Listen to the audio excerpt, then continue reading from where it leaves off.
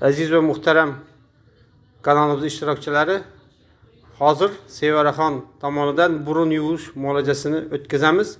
O'tkazishdan oldin uning ovozini eshitib kelamiz. Marhamat. Hozir men burun yuvish muolajasini qilib ko'rmoqchiman. Yashang.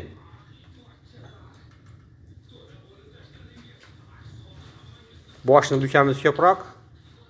Yashang. Uzluksiz sekin tortamiz. Молодец. Burun orqali suyuqlikni jo'natamiz, og'iz orqali chiqaramiz.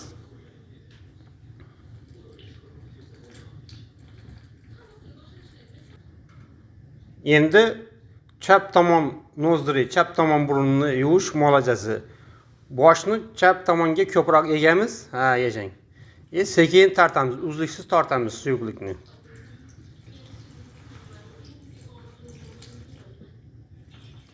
Burun orqali tortib, og'izdan chiqaramiz. Yashang. Yana 2-3 marta. 3-5 marta yuvish kerak. Shunda burun ichi bo'shlig'i top-toza bo'ladi. Mikrob, chang, to'zon hamma narsadan tozalanadi.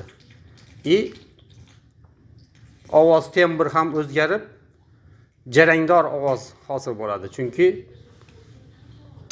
nafas burun orqali kirib, ovoz boylamlarini yaxshi harakatga keltiradi.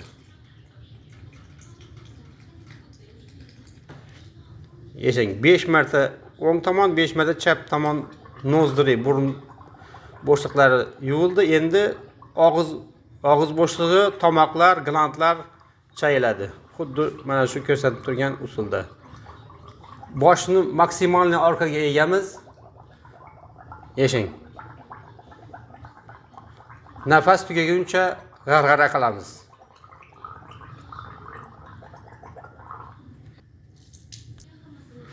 Endi Sevaraxon, o'zingizdagi taassurotlar to'g'risida gapirib bersangiz. Hozir siz burun yuvish muolajasini qildingiz. Qanday o'zgarishlar bo'ldi?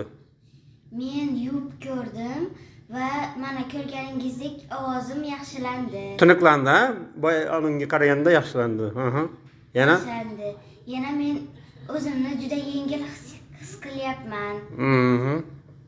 Nafas olishingiz qanday bo'ldi? Nafas olishim juda zo'r, Yengil bo'ldi, ha? Yashang, rahmat sizga.